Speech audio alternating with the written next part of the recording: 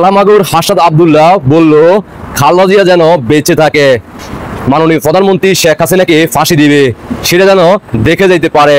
এই জন্য কালামাগুর হাসাদ আব্দুল্লাহ খালেদা জিয়ার জন্য দোয়া করলো।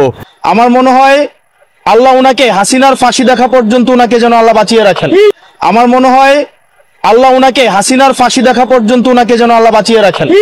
আমরা বলতে চাই কালামাগুর হাসাদ আব্দুল্লাহকে খালেদা জিয়া জীবিত থাকুক এবং তিনি দেখে যাক কিভাবে 24-এর রাজাকার বংশের সন্তানেরা মাননীয় প্রধানমন্ত্রী শেখ হাসিনার হাতে ফাঁসিতে ঝুলবে, সেটা দেখার জন্য খালেদা জিয়া যেন বেঁচে থাকে সেটার জন্য আমিও দোয়া করি। কালামাগুর হাসাদ আব্দুল্লাহ তোমাকে দৃষ্টি আকর্ষণ করে বলতে চাই, শুধু খালেদা জিয়া নয়, যারা এই 24-এর রাজাকার বংশের সন্তানেরা এই বাংলার মাটিকে বহির্বিশ্বের শক্তির কাছে বিক্রি করে দেওয়ার জন্য জুলাই আন্দোলন গড়িয়ে 5 আগস্ট ঘটাইছে, তাদের সবার জন্য আমরা দোয়া করি সবাই যেন বেঁচে থাকে। কারণ সবাইকে দেখতে হবে কিভাবে সামনে এই বাংলার মাটিতে ভূখণ্ডের মধ্যে সবার সামনে প্রকাশ্যে বিশ্ববাসীও তাকিয়ে থাকবে 24-এর রাজাকার 71 পরাজিত শক্তিরা কিভাবে শেখ হাসিনার হাতে ফাঁসিতে ঝুলতে হয়। আর সেই দড়ি শক্ত আছে কিনা মাননীয় প্রধানমন্ত্রী ও শেখ হাসিনা বলে দিছে যে তোমাদের যে দড়ি তোমরা ব্যবস্থা করছো ওই দড়ি শক্ত আছে কিনা তোমরা নিজেরাই তোমাদের নিজে হাতে দেখো, যাতে করে ফাঁসিতে যখন তোমাদেরকে ঝুলানো হবে ওই দড়ি যেন ছিঁড়ে না যায়। আর সেটার জন্য তোমরা একটু অপেক্ষা করো, এত ফাল ফারেও না, ফাল ফারা বন্ধ হয়ে যাবে।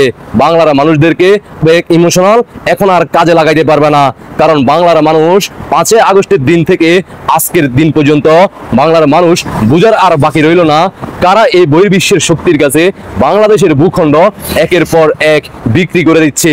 তোমরা কাদের এজেন্ট নিয়ে বাংলাদেশে বর্তমানে বাস্তবায়ন করতেছ?